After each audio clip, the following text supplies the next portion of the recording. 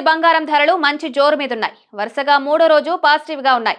జనవరి 1, 2 తేదీల్లో బాగా పెరిగిన గోల్డ్ రేటు ఈ రోజు కూడా అదే బాటలో పయనించింది. నేడు హైదరాబాద్ నగరంలో 22 క్యారెట్ల తులం బంగారం ధర 800 రూపాయలు పెరిగింది. గత 2 రోజుల్లో చూస్తే ఏకంగా 700 జంప్ అయిన గోల్డ్ ఈ రోజు మరో 800 పెరగడంతో మొత్తంగా ఈ 3 రోజుల్లోనే 1500 రూపాయలు పెరిగాయి. ప్రస్తుతం హైదరాబాద్ మార్కెట్లో 24 క్యారెట్ల గోల్డ్ తులానికి 79,200 రూపాయలకు లభిస్తోంది. 22 క్యారెట్ల గోల్డ్ 72,600 రూపాయలకు చేరుకుంది. దేశంలోని అన్ని ప్రధాన నగరాల్లో ఇవే రేట్లున్నాయి. మరోవైపు వెండి ధరలు కూడా ఆకర్షణీయంగా మారాయి.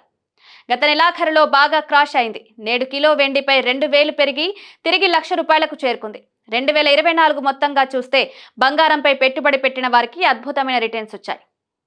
గతేడాది పసిడి ధర ఏకంగా 30% మేర పెరిగింది. బులియన్ ఇన్వెస్టర్లకు దశాబ్ద కాలంలో ఇదే అత్యుత్తమ వార్షిక ప్రతిఫలమని ప్రపంచ స్వర్ణ మండలి వెల్లడించింది.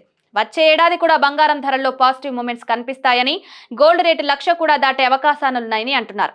దీంతో బంగారంపై పెట్టుబడులు పెట్టడానికి సాధారణ జనం ముందుకొస్తున్నారు. బంగారాన్ని ఆభరణాల రూపంలోనే కాకుండా పెట్టుబడి కోణంలో చూసేవారు బాగా పెరిగిపోతున్నారు. ఎక్కువ మంది గోల్డ్ ను సెక్యూర్ ఇన్వెస్ట్మెంట్ ఆప్షన్ గా చూస్తున్నారు.